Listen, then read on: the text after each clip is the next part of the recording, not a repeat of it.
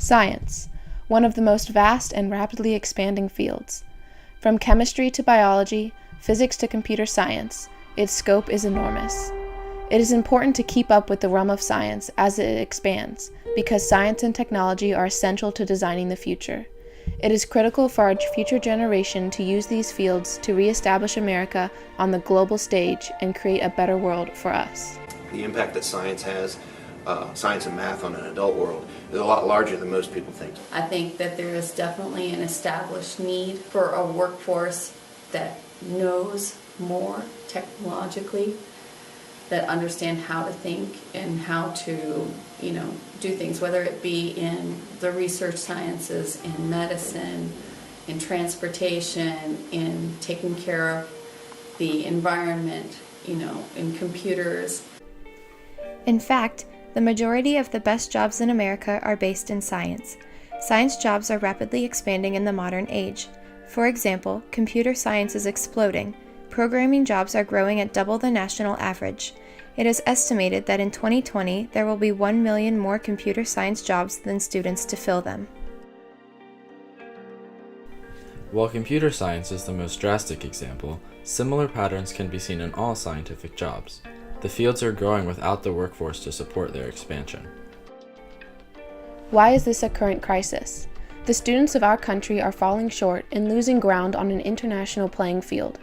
22 other developed nations outperformed U.S. students in science in 2012.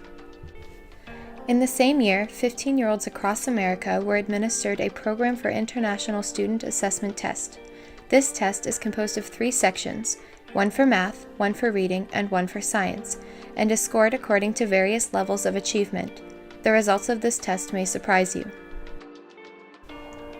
The data gathered by the National Center for Education Statistics showed that the United States did not perform well on the science portion of the test. Out of a possible 6 levels to score on, only 7% of the tested students scored at a level of 5 or above. In contrast, 27% of students in Shanghai, China scored at a level of 5 or above. American students are also finding themselves woefully unprepared for science education in college. A mere 36% of students were prepared for science courses out of high school.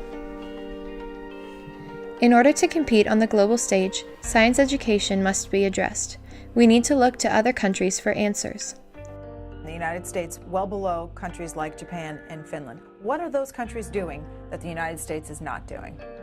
They are investing more in relative terms in a broader population. That is, in the United States, our education system tends to sort people. If you're a good student, the next dollar we invest tends to go to you. So we sort people out, and in the end, that's a good way to produce an elite. But if schools sort rather than educate or skill people, you're bound to have failure.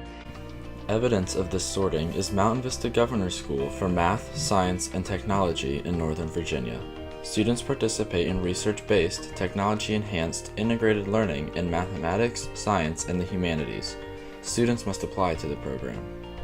And I really wanted to apply because I'm really into math and science, and I wanted to be around other kids who are also into the same things I am. While high-achieving students should be able to pursue science and mathematics in programs like Mountain Vista, a broader approach to science education also needs to be taken. All students, not just high-achieving ones, should be exposed to much more science than the minimum that most students are exposed to today. National Academy of Sciences. The duty of science educators today is to prepare all students to be scientists. People who are prepared to learn, well, once they get on the job, are the people who make the most money, do the best, have the most successful careers. All students must develop 21st century skills, the abilities to critically think, adapt, and problem solve, skills essential for the future workplace. Science fairs provide an educational forum for the development of those skills. Venita Ribeiro, a middle school teacher, was the driving force behind a Virginia County's first ever regional science fair. She recognizes the importance of integrating science projects into our education. But this is something, if you're doing a science fair project, you're going to have to come up with an idea. And there's a lot of pain in the brainstorming. But there's a lot of learning in that too, because then you understand what is and isn't going to be a feasible model to test. Through science fairs, students learn to identify a problem and devise a creative, reasonable solution. This skill is invaluable in the workplace and in our lives in general.